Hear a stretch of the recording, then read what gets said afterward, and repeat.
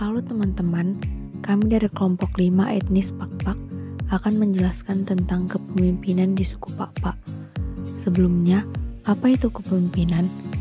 Kepemimpinan merupakan sebuah bidang riset dan juga suatu keterampilan praktis yang mencakup kemampuan seseorang atau sebuah organisasi untuk memimpin atau membimbing orang lain, tim, atau seluruh organisasi. Ada 3 macam gaya kepemimpinan menurut para ahli.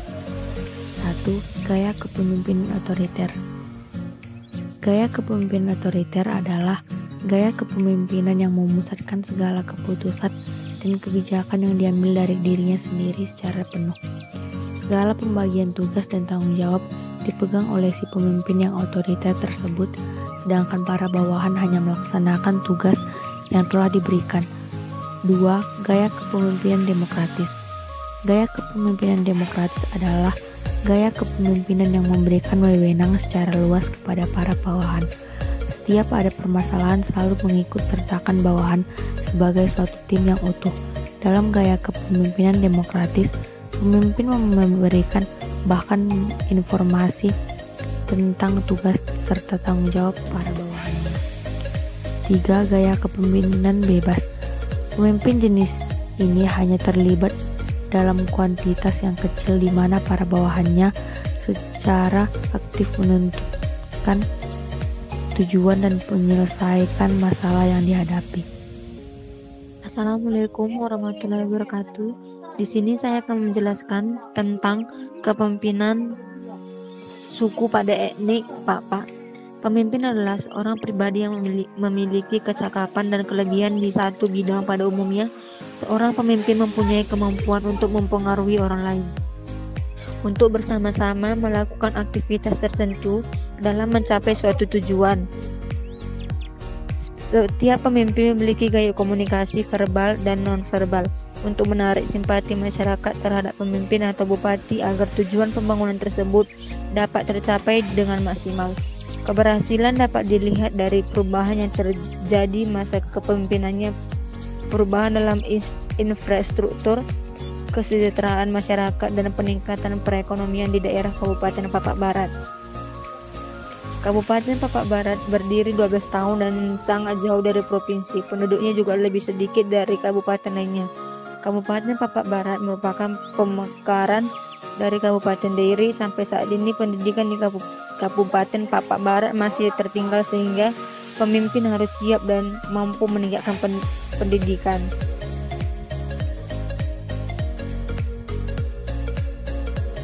Masa kepemimpinan Remigo Yolanda Brutu Pakpak Barat banyak meraih prestasi dan pemerintahan pusat.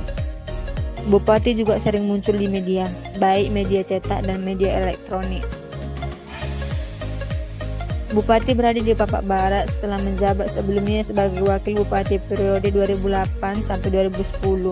Kepemimpinan bupati dalam meningkatkan pembangunan dapat dilakukan untuk melakukan suatu pemaparan terkait dengan gaya kepemimpinan yang telah ditetapkan oleh Bupati Pakpak Barat. Dalam hal ini mengenai kemampuannya untuk memimpin. Di pihak lain ada orang yang mempunyai kelebihan kemampuan untuk memimpin. Disinilah timbulnya kebutuhan akan pemimpin dan kepemimpinan. Sebagai permasalahan dalam penelitian ini yaitu mengenai bagaimanakah kepemimpinan kepala daerah di Kabupaten Pakpak Barat dalam meningkatkan pembangunan dan faktor-faktor yang mempengaruhi kepemimpinan Bupati Pakpak Barat dalam meningkatkan pembangunan. Assalamualaikum warahmatullahi wabarakatuh. Perkenalkan, kami dari kelompok 5 yaitu kelompok suku Pakpak. Baiklah, di sini kami akan menjelaskan bagaimana sistem kepemimpinan pada suku Pakpak, yang dimana pada zaman dahulu sistem kepemimpinan pada suku Pakpak menganut sistem kepemimpinan yang otoriter, yang dimana di dalam suku Pakpak tersebut terdapat beberapa marga-marga yang di setiap marga tersebut terdapat pemimpin atau kepala suku, yang dimana kepala suku tersebutlah yang mengatur sesuatu yang ada di dalam organisasi atau di marga tersebut. Beliaulah sebagai pengambil keputusan.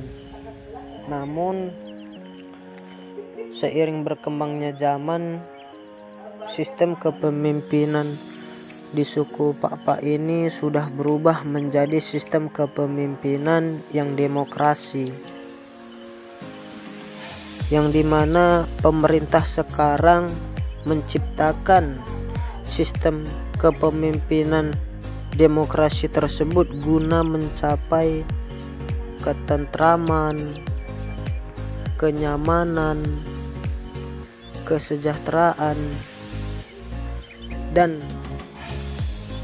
keharmonisan antara marga-marga yang ada di dalam suku Pakpak. Dan tidak lain dari mencapai tujuan bersama, sehingga pemimpin suku Pakpak ini menggunakan sistem kepemimpinan yang demokrasi